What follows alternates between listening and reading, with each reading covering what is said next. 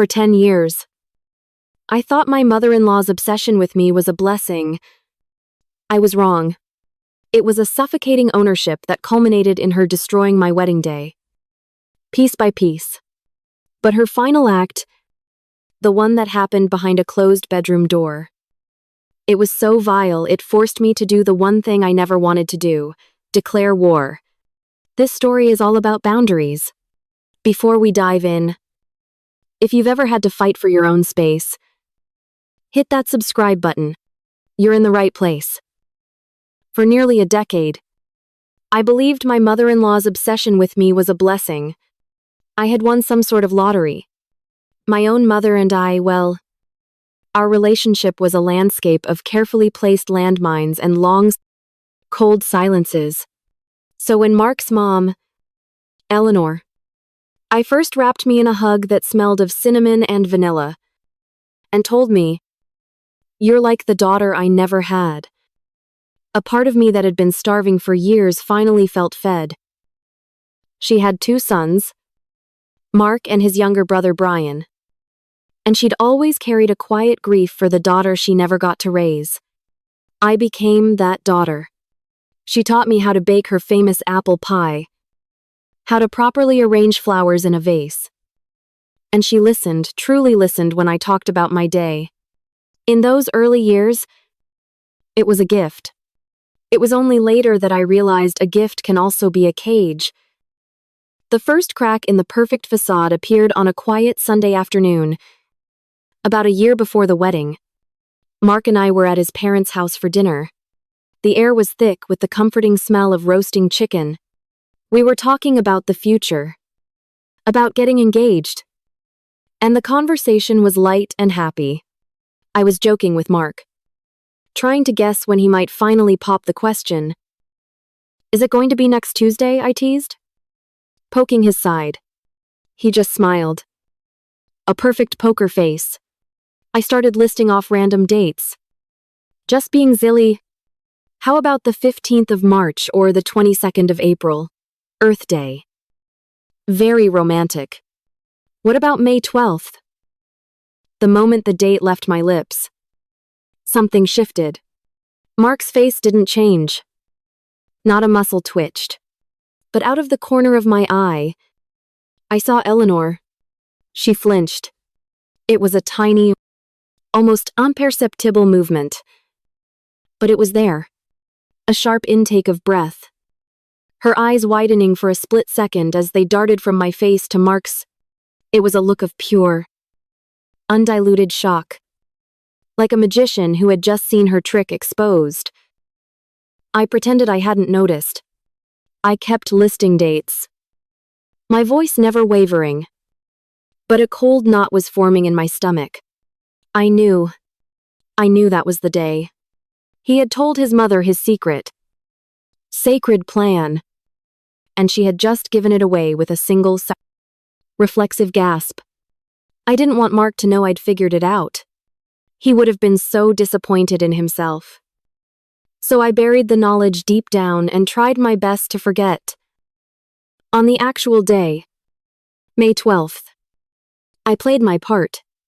When I arrived at his parents' house for what I was told was a simple family barbecue, Eleanor pulled me into one of her signature hugs. She squeezed me tight and whispered in my ear, her voice thick with emotion.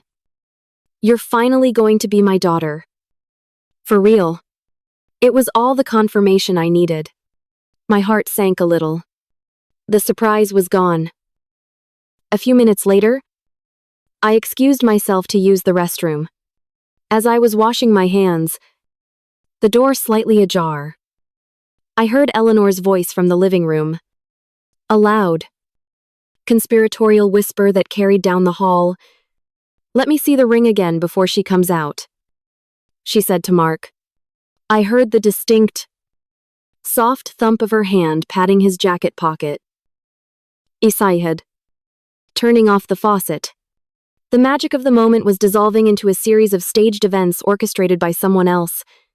I took a deep breath, then deliberately pushed the bathroom door open wider than necessary, letting it bang softly against the doorstop. a clear signal that I was on my way out. Let them stop talking about the ring. Let me have this one thing. Mark had tried so hard to make it a perfect surprise, and I loved him for it. So when he got down on one knee in his parents' backyard, surrounded by blooming rose bushes, I put on the performance of a lifetime. I gasped. I cried. I let my hands tremble as he slipped the beautiful, sparkling diamond onto my finger. I never told him his mother had spoiled it all. The look of pure joy on his face was worth more than any surprise. Once the initial excitement of the engagement settled, the planning began. Or rather, the battle began. Mark and I wanted something small. Something non-traditional. My ideal wedding was signing papers at the courthouse in my pajamas. But the law required witnesses.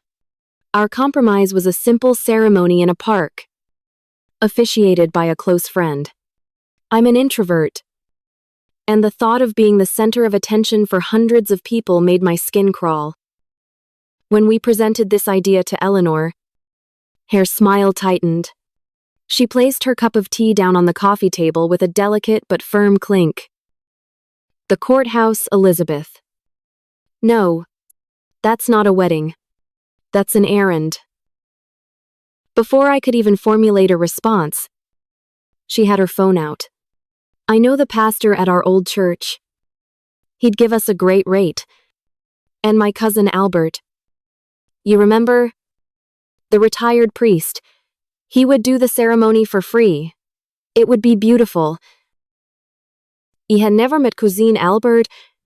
The idea of a complete stranger presiding over the most intimate moment of my life felt wrong.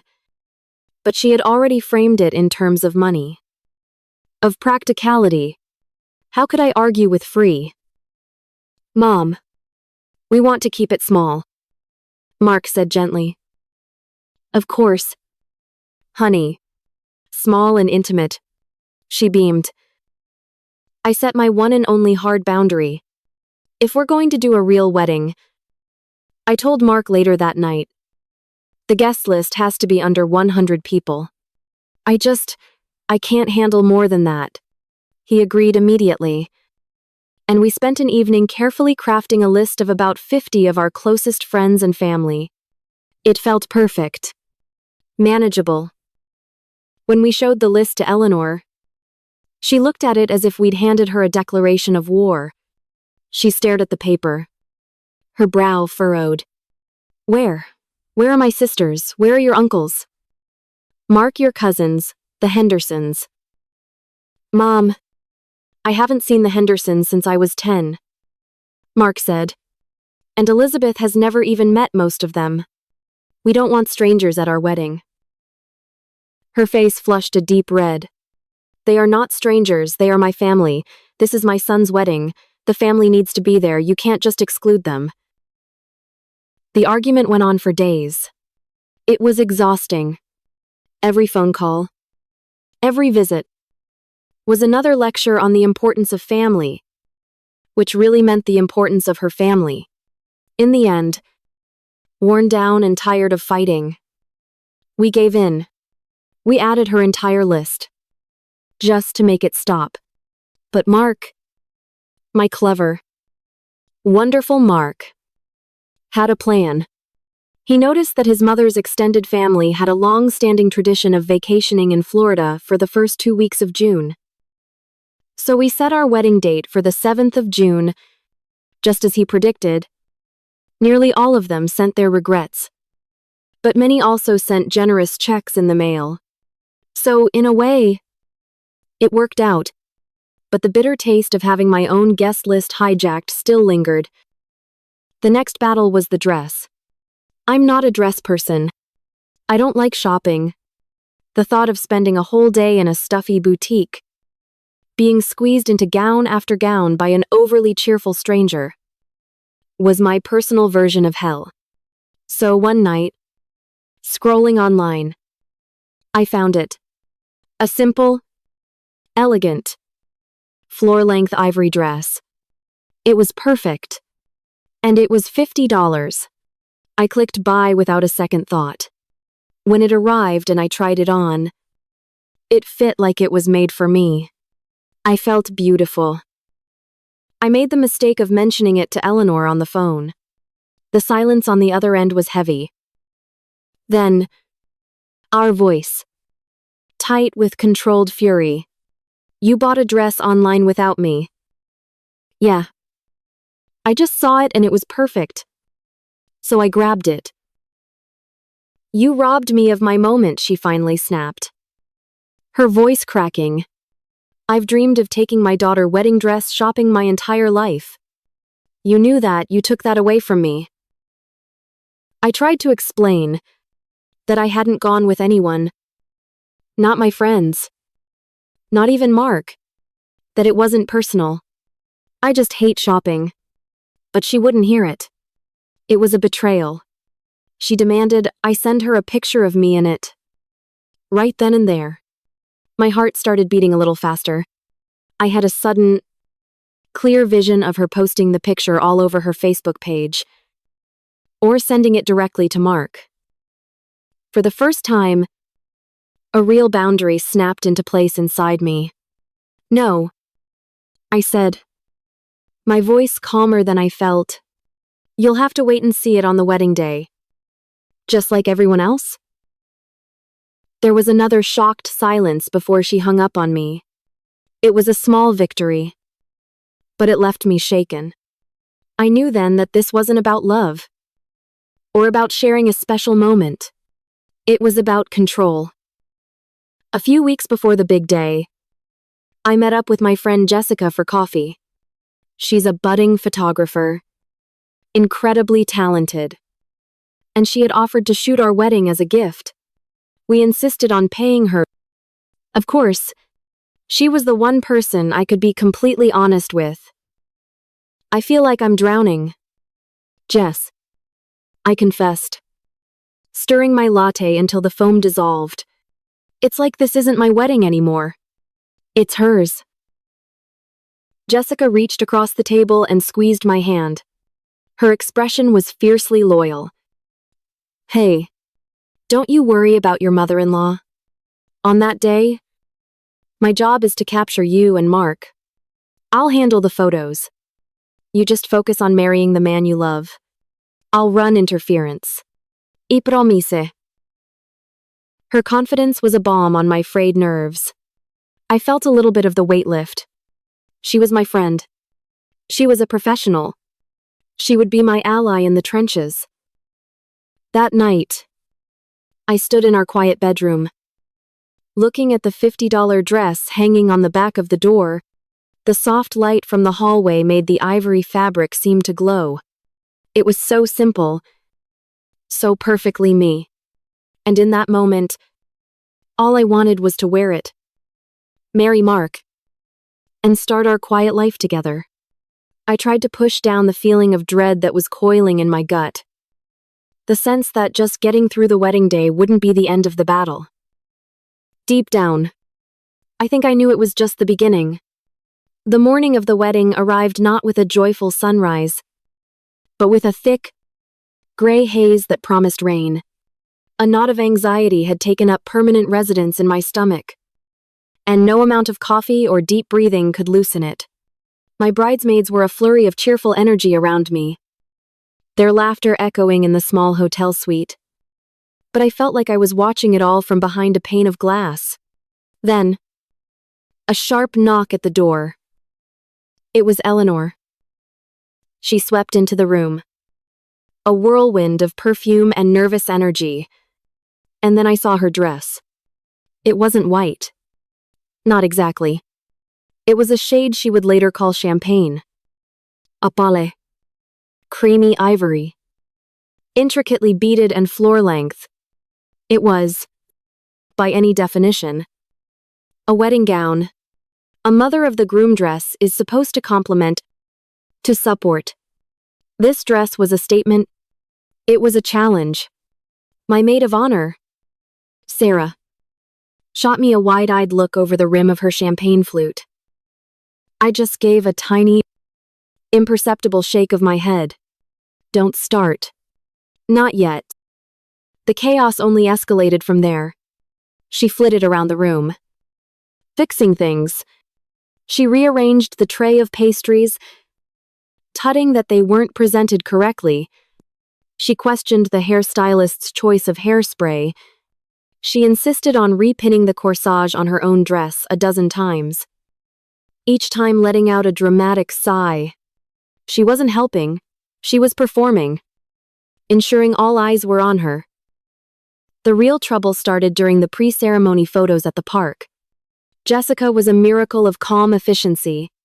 She arranged our family members, positioning my parents, then Mark's father and brother, creating a beautiful, balanced portrait. Just as she lifted her camera to her eye, Eleanor stepped directly into the shot. Wait, she chirped, holding up her own phone. Let me get one for my Facebook. Jessica lowered her camera. A professional smile plastered on her face. Okay, Eleanor, if you could just step back for a moment. I'll get the professional shots and I promise I'll share them all with you. Oh, it'll only take a second, she insisted, waving her phone. Everybody, look here, smile for me. A wave of confusion rippled through the group. My parents looked at Jessica. Mark's father looked at Eleanor. Brian just stared at a point in the middle distance, looking like he'd rather be anywhere else on Earth. The result was a series of photos where half the family was looking one way and the other half was looking at Eleanor's phone, their smiles strained and awkward. This happened for every single group shot. Every time Jessica composed a beautiful image, Eleanor would sabotage it. A constant, buzzing gnat of disruption. I could see the frustration mounting in Jessica's jaw, the slight clenching of her teeth, but she never lost her cool. She was my rock. As we were walking from the rose garden to the little stone bridge for another set of photos, I felt a sharp tug on the back of my dress, followed by a grinding sensation. I stopped and looked back. Eleanor had stepped backward directly onto my train, her sharp heel digging into the delicate fabric. She looked down, noticing for the first time. Oh, she said, pulling her foot away. A dark, muddy smudge now marred the pristine ivory hem of my $50 dress. My heart sank. Mom, you stepped on my dress. My voice was quiet, defeated. She looked at the smudge, then at me, and shrugged her shoulders with a dismissive little laugh. Well, what did you expect with such a long train? It was bound to happen. She turned and walked away, as if I were the one who had been careless. There was no apology, no remorse. It wasn't her fault. It was the dress's fault for being in her way. Somehow, we made it through the ceremony, standing opposite Mark, saying our vows. I managed to block everything else out.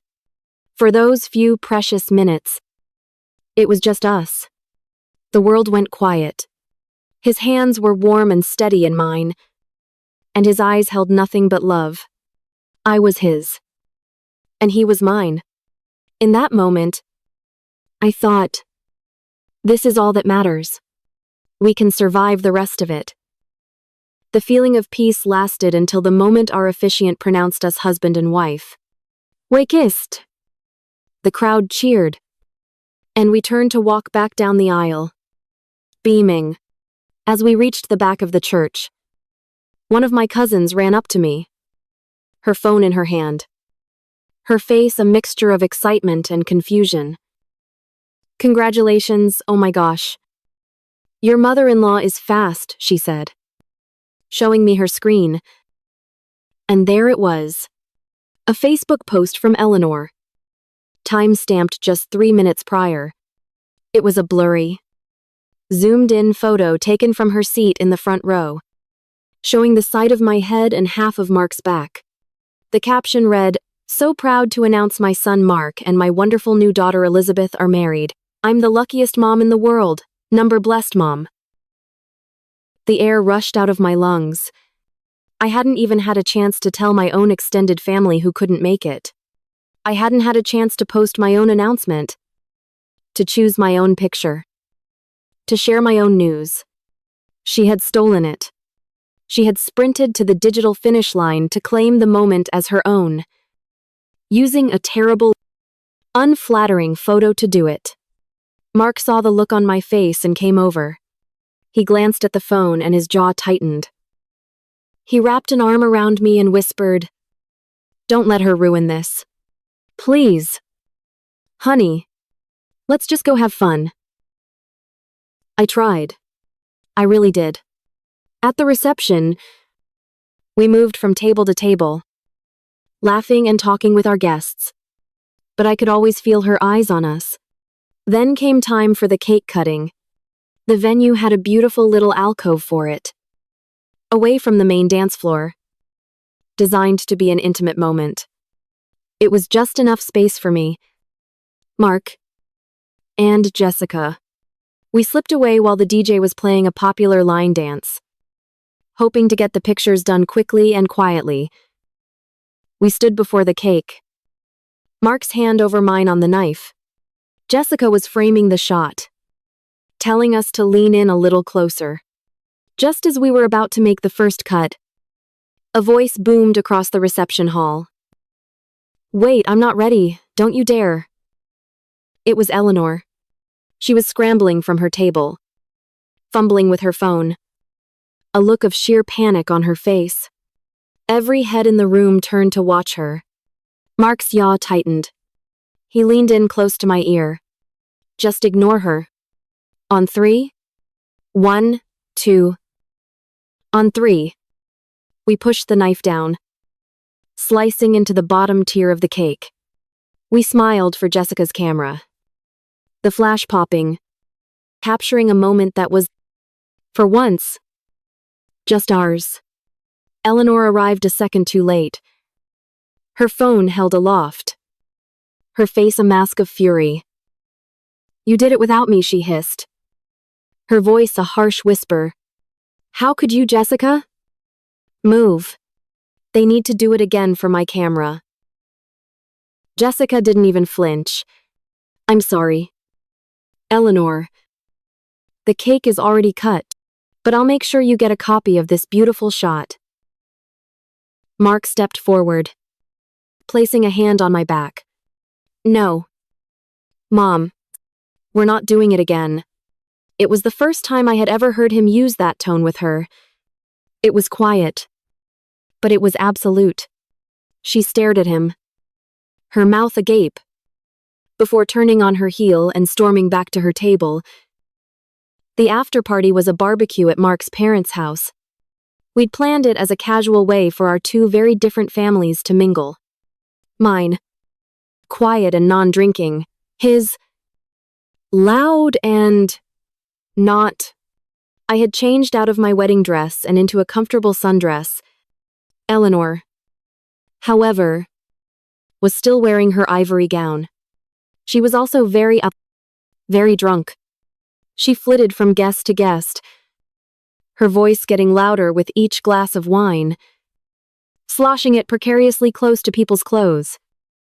At one point, I saw her corner my sweet, teetotaling aunt from Ohio, regaling her with a loud, rambling story that made my aunt's eyes widen in alarm.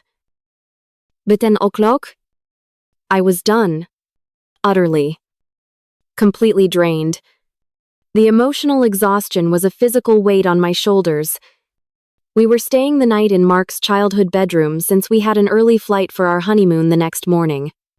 I watched Mark's dad, my father-in-law, gently guide a stumbling Eleanor up the stairs. I waited, listening, until I heard the faint click of their bedroom door closing down the hall. Only then did I feel it was safe. "I'm going to take a shower and go to bed," I whispered to Mark. He nodded, giving my hand a squeeze. "I'll be up in a few." Upstairs. The house was quiet. I slipped into Mark's old room. There's a wave of nostalgia washing over me despite the circumstances. I grabbed my pajamas and a towel and headed for the hall bathroom. The hot water was a blessing, washing away the tension and the sticky residue of the day. When I stepped out of the shower, wrapped in a fluffy towel, I felt almost human again. I walked back into the bedroom. Mark was there, having just come up from the party. He was shirtless. In the middle of pulling on his pajama pants, he smiled at me. "Feeling better?" "Much," I said, my voice soft. And then, the door burst open. It didn't swing open. It flew open, slamming against the wall with a deafening crack. Eleanor stood in the doorway, her face flushed, her eyes wild, and in her hand, her phone was raised, the camera app open, the flash glaring. "Time to open presents," she slurred. Taking a stumbling step into the room, "I am not letting your friends get all the good pictures." Time seemed to freeze. I was standing there, in nothing but a towel. My chest, my stomach, my legs were completely exposed. Mark was half naked. The flash from her phone pulsed once, searing a bright, blinding spot into my vision. A strangled noise escaped my throat. Something between a gasp and a whimper. My mind went completely blank. There was only the blinding light, the feeling of utter, violating exposure, and a cold, primal terror that sank its claws deep into my soul. I felt my hand reflexively clutch the towel tighter, a useless gesture against an impossible intrusion. I couldn't speak. I couldn't breathe. All I could manage to do was look at Mark. My eyes screaming, the one word my mouth couldn't form: help. Mark's reaction was instantaneous. He moved so fast he was a blur. 1 second he was by the dresser. The next he was standing between me and his mother, snatching a clean t-shirt from a drawer and thrusting it at me to cover myself. His body shielded me from her view, from her camera, and then he roared. It wasn't a yell. It was a deep, guttural roar of pure, protective rage that I had never heard from him before. "Mom, get out. Get out right now." Had took a step towards her, and for the first time in her life, I think, Eleanor looked afraid of her own son.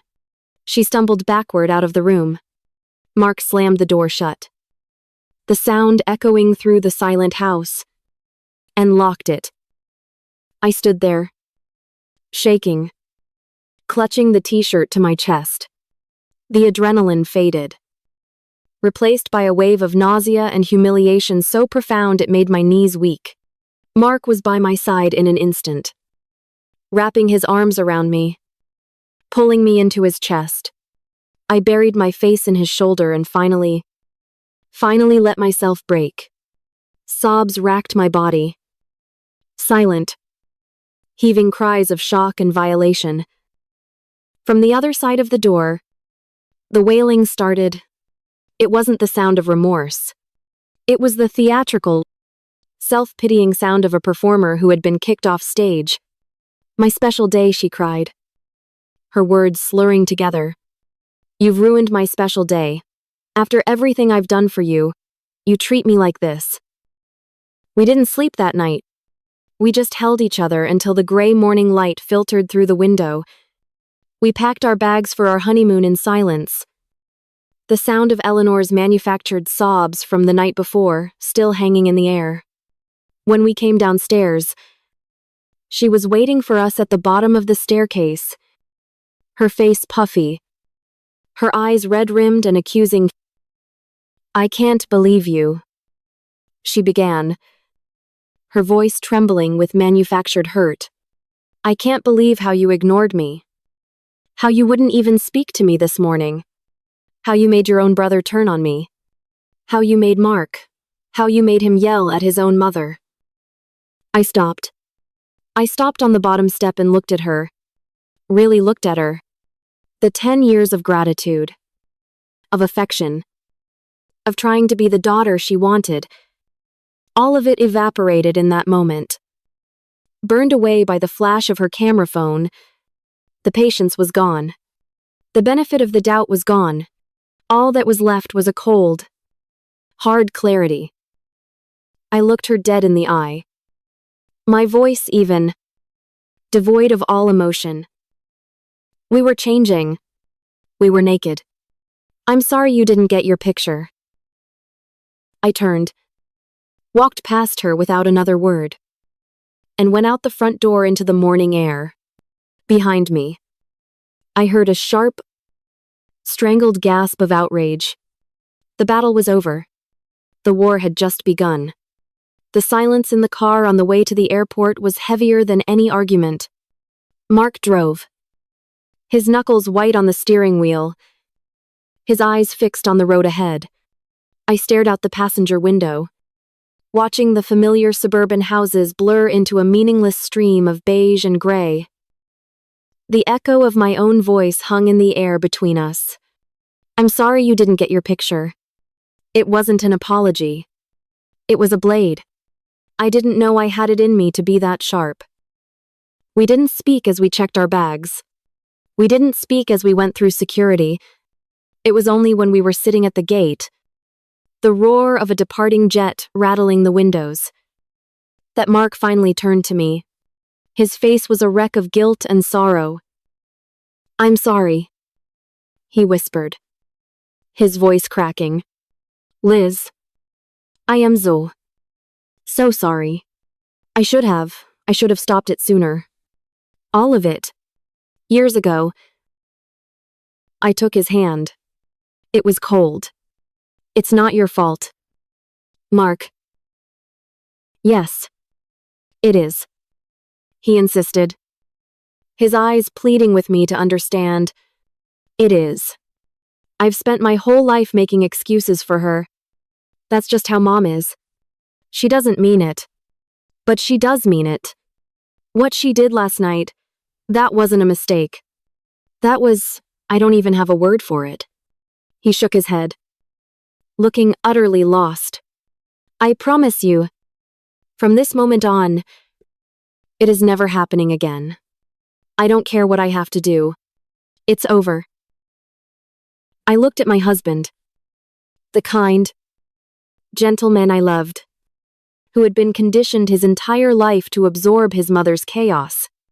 And in his eyes, I saw the same shift that I felt in myself. The breaking of a long, unspoken spell. It wasn't about revenge. It was about survival. Our honeymoon was in a quiet corner of Hawaii, a place of breathtaking beauty that felt a million miles away from the ugliness we'd left behind. For the first few days, we just let ourselves heal. We lay on the warm sand, listened to the rhythmic crash of the waves. And we talked. We talked more honestly than we ever had before. We unpacked the 10 years of small incursions, the 1,000 little ways Eleanor had pushed and prodded and taken, until the final, unforgivable shove. We realized it wasn't one event. It was a pattern. A relentless, suffocating pattern of control disguised as love. And we knew that if we didn't break it now, it would strangle our marriage before it even had a chance to breathe. The decision wasn't made in a single, dramatic moment. It solidified slowly, over long walks on the beach and quiet dinners on our balcony. A shared, silent understanding that doing nothing was no longer an option.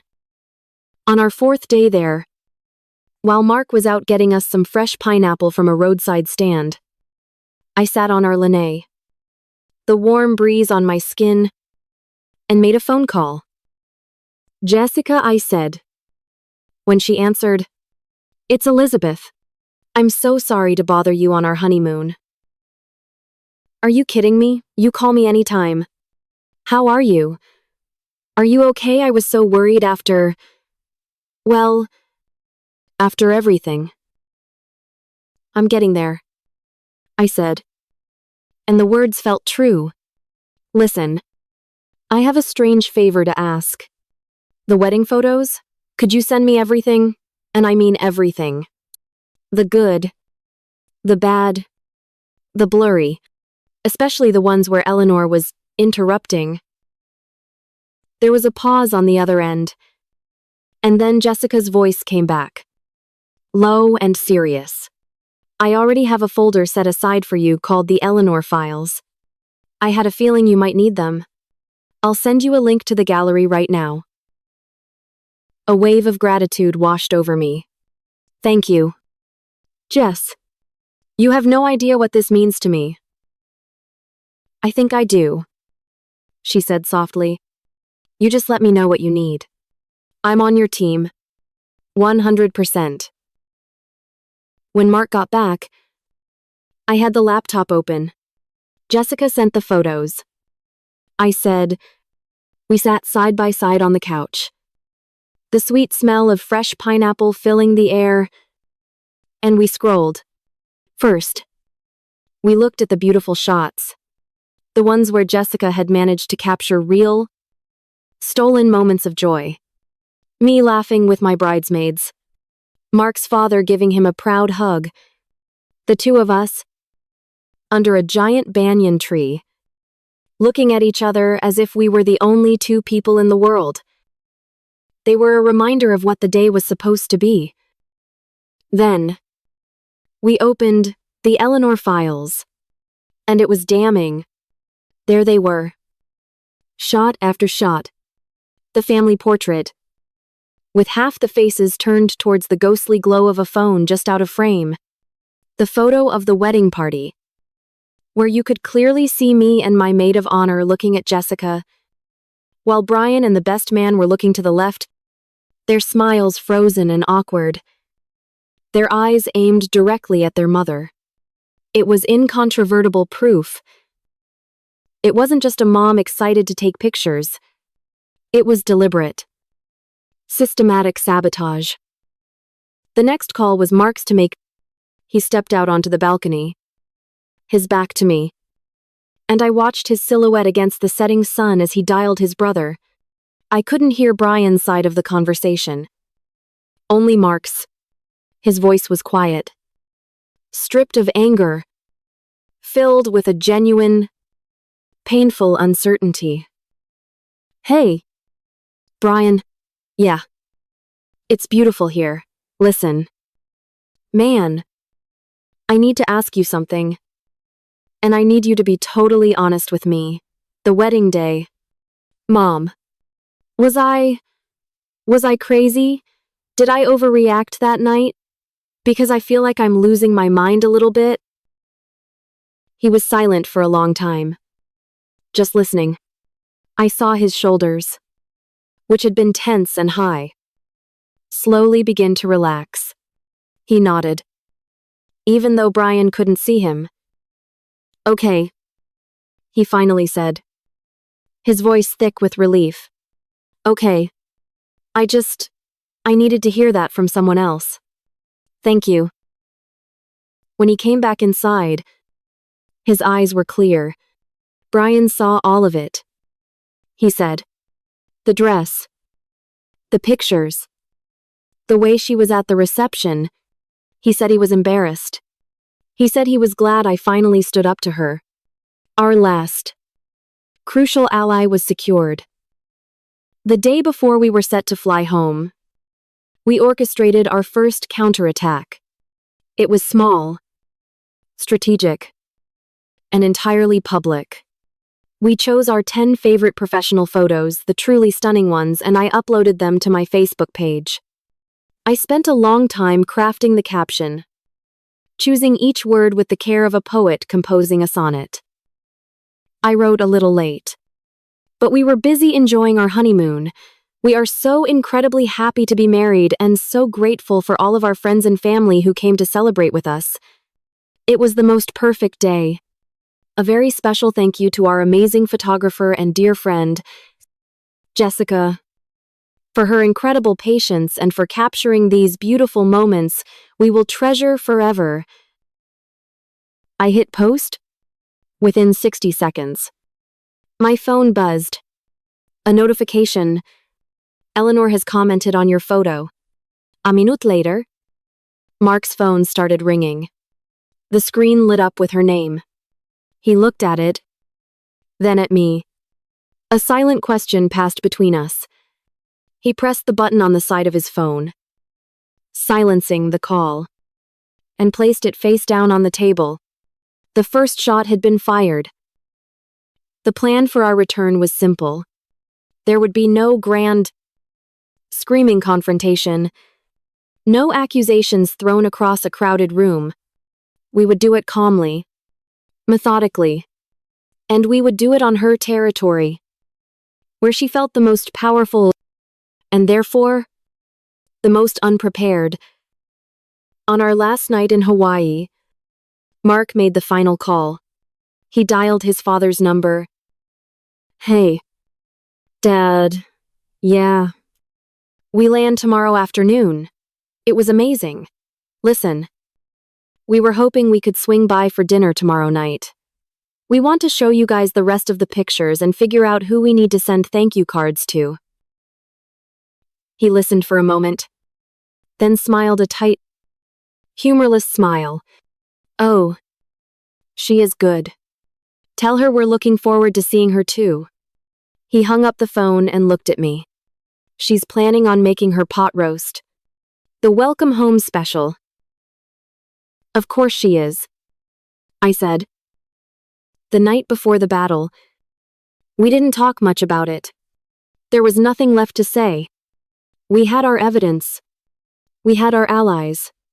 We had our resolve. We sat on the balcony one last time, watching the stars come out over the Pacific. A united front. I wasn't the scared, conflict-avoidant girl anymore. The wedding, and its horrifying climax, had burned that part of me away. In its place was something harder, something forged in humiliation and fury, something unbreakable. The next evening, we pulled up to the familiar house. The windows glowed with a warm, inviting light. The smell of pot roast hung in the air. It was a perfect picture of domestic tranquility. A perfect lie. We walked up the path, hand in hand. As we reached the front porch, the door swung open, and there was Eleanor. She was smiling. A wide, practiced smile that didn't quite reach her eyes. She looked me up and down. A flicker of something, was it disappointment that I didn't look broken, crossing her face before it was replaced by a look of magnanimous forgiveness. She had clearly rehearsed this moment. She was the gracious matriarch, ready to forgive our terrible, ungrateful behavior. She was waiting for an apology. I met her gaze and held it. My own expression perfectly neutral. I didn't offer a hug. I didn't offer a smile. I simply stood there, waiting. Mark squeezed my hand. A silent signal of support. The air crackled with unspoken tension. She opened the door wider, her smile faltering for just a second. Well, come in. Come in, she said, her voice a little too loud, a little too bright. I took a deep breath, and I stepped over the threshold. I was no longer a guest in her house or a character in her fantasy. I was one half of a marriage she had tried to break. And I was there to set the terms of her surrender. The air inside the house was thick with the savory aroma of pot roast and the even thicker tension of unspoken words. Mark's father, a quiet man who typically retreated behind his newspaper, stood awkwardly by the fireplace, offering us a tight, nervous smile. Brian was on the couch, pretending to be absorbed in his phone. But his shoulders were hunched so tightly they were practically touching his ears. The entire family was a coiled spring. Dinner was a masterclass in avoidance. Eleanor was relentlessly cheerful.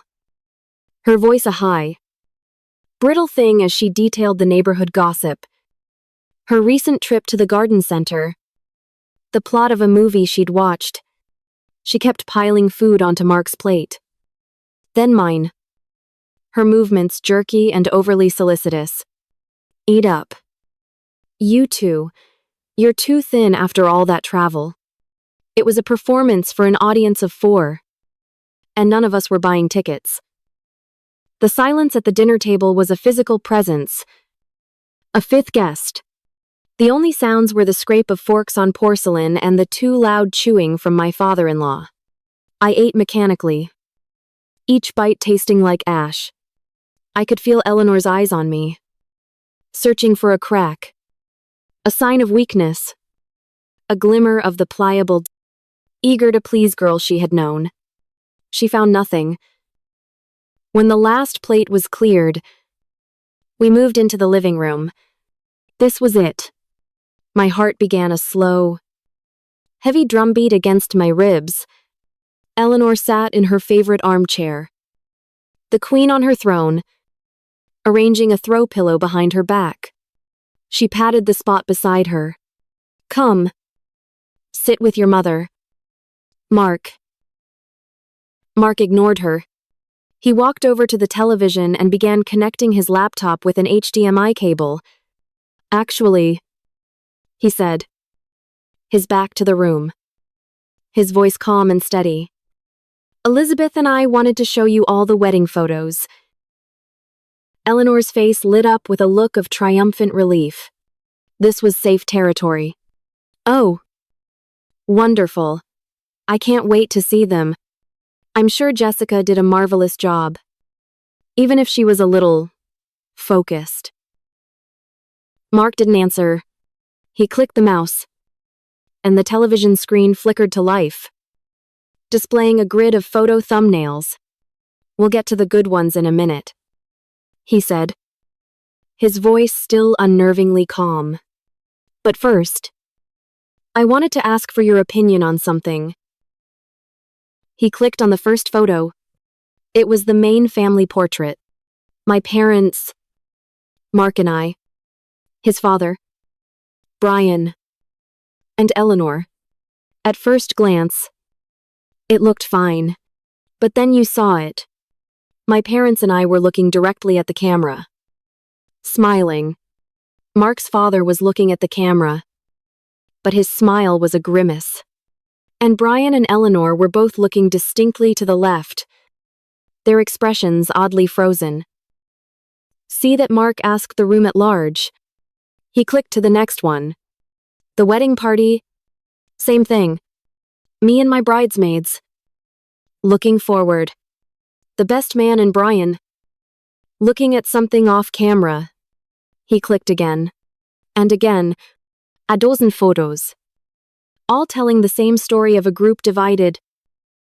What is this? Mark, his father asked, leaning forward, his brow furrowed in confusion. Before Mark could answer, Eleanor burst into tears. It was instantaneous. A flood of perfectly theatrical sobs. I don't understand why you're doing this, she wailed, dabbing at her dry eyes with a tissue she'd had at the ready. You come back from your honeymoon and you attack me after everything I did to make that day perfect for you. Mark turned from the television and looked directly at her. The calm was gone. In its place was a cold, hard anger that made the room feel 10 degrees colder. Don't, he said, his voice low and dangerous. Don't you Dari cry. You know exactly what this is. He pointed the remote at the screen. This is you. Mom, this is you. With your phone, deliberately ruining every single professional photo we tried to take of our own family. You couldn't stand for 1 second not being the center of attention. So you hijacked them. This is our Chekhov's gun. As they say, the proof that it was never about celebrating us. It was always about you. The room was silent, save for Eleanor's gulping sobs. Brian had put his phone down and was staring at the floor. Mark's father looked from the screen to his wife, a dawning horror on his face. "I just wanted my own pictures," Eleanor cried, her voice rising in a desperate plea for sympathy.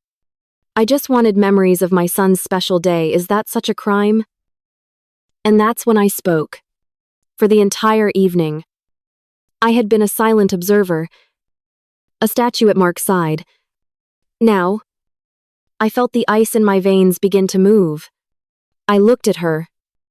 At this woman who had feasted on my need for a mother's love for a decade. My voice, when it came out, was a stranger to me. It was flat, empty, and razor sharp. "What about the memories from our bedroom?" "Eleanor." The sobbing stopped. Instantly, she stared at me, her mouth slightly open, her eyes wide with genuine shock. She hadn't expected me to speak. I didn't raise my voice. I didn't have to. I just told the story. "When you burst into our room, when you slammed the door open while Mark and I were getting changed, while I was standing there in a towel, while your son was half naked, you came in. Not with a knock. Not with a question. But with your phone up. Camera on. Flash ready." I could feel the gazes of Mark's father and brother shift to me, their faces paling. I kept my eyes locked on Eleanor. "You talk about wanting memories. What memory were you trying to capture then? Eleanor, tell me." She just gaped at me, speechless. All the performance, all the victimhood, was gone. There was nothing left but the ugly, exposed truth. She opened and closed her mouth like a fish. But no sound came out. She looked to her husband, then to Brian, searching for an ally, for someone to rescue her. She found none. Their faces were masks of disbelief and disgust. She finally turned back to me, her expression shifting to one of bitter accusation, the last stand of a cornered narcissist. It was the same look she'd given me at the bottom of the stairs that morning. The look that said, "How dare you?" She was about to replay her final card. The one about how we had ignored her. How we had hurt her. I saw it coming, and I cut her off at the knees. I delivered the line I had carried with me across the Pacific Ocean. The one that had been both my shield and my sword. The final, killing blow. "We were changing," I said, my voice dropping to a near whisper, ensuring everyone had to strain to hear it. "We were naked. I'm sorry you didn't get your picture." The silence that followed was absolute. It was a physical weight, pressing down on all of us. In that moment, the entire power dynamic of the family, a structure that had been in place for over 30 years, crumbled to dust. Eleanor visibly deflated in her chair, shrinking into herself. The mask was gone. The queen was deposed. She stared at the carpet, her face ashen, utterly and completely defeated. She had been exposed, not by yelling or by accusations, but by the cold, simple, irrefutable truth spoken in her own living room. Mark was the one who broke the silence. He stood up straight, a new authority in his posture. He was no longer just a son. He was a husband, a man. He looked at his mother, not with hatred, but with a weary finality. "This is how it's going to be from now on," he said, his voice clear and resolute. "1, you will call before you come to our house. Every time. You will not just show up. 2, you will never, ever, post a picture of me, of Elizabeth, or of our future children online, without asking for our explicit permission first. 3, you will go to therapy. You need help. And we will not be a part of this toxic cycle anymore. And 4. He paused, taking my hand. You will treat my wife with respect. You will treat her as my partner, not as your property. These are not requests. This is the price of admission to our lives. Do you understand? Eleanor didn't look up. She just gave a small "Yakinod." Mark's father finally spoke, his voice hoarse. He's right. Ellie, he said, looking at his wife as if for the first time. He's right. This has gone on long enough. We didn't stay to watch the fallout. There was nothing left to say. Mark turned off the television, collected his laptop, and we walked to the front door. No one tried to stop us. As we stepped out into the cool night air, I took a deep breath. It felt like the first real breath I had taken in a year. The air was clean, fresh, and filled with the promise of a quiet life. As we drove away, I looked back at the house. The lights were still on, a warm glow in the darkness, but I knew that inside, nothing would ever be warm or easy again. The carefully constructed fantasy had been shattered. In the quiet of the car, I leaned my head against the cool glass of the window. I thought about the 10 years I had spent trying to earn the love of a woman who was incapable of giving it freely. The wedding hadn't been the disaster I thought it was. It had been a crucible. It had burned away my naivete, my need for approval, and had forged something stronger in its place. It had revealed the true strength of my husband. Our relationship with Eleanor was never the same after that night. It became distant, formal, defined by the clear, hard boundaries we had built to protect ourselves. It was no longer warm, but it was, for the first time, honest. I hadn't gotten the mother I always wanted, but I had solidified the partnership I truly needed. And as Mark reached over and took my hand, his grip firm and sure in the darkness, I knew, with a certainty that settled deep in my bones, that we were going to be okay.